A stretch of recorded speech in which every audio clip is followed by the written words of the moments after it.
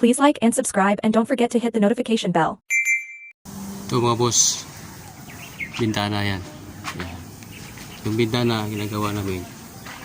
Yan. Lalagyan ng beam sa taas yan. Puro hanggang doon.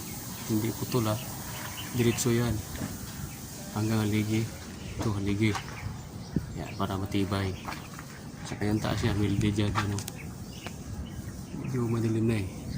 Naka-welding lahat yan. Ang dawil na yan. Yan. Naka-welding yan. Kita ba? Yan. Diba? Oh, welded lahat yan. Ito yan, welded. Welded yan. Para matibay. Diba? Yung iba kasi hanggang dyan lang yan eh. Hanggang dyan lang. Ito diretso. Katulad dun sa kabila. Yung kabila yan. Yan. Yan. Bintana rito. Pero diretso na hanggang doon. Yung beam.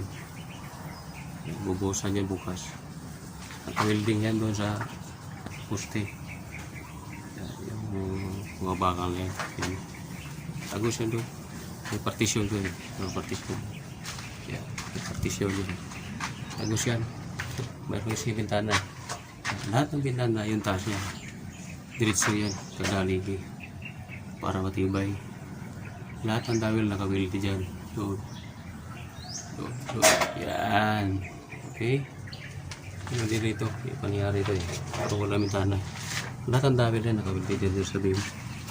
Yan din. Yan. Bukas kasi wala. Ito pang gawa ngayon eh. Bukas yung diretso na yan. Bubuhusan na yung beam dyan.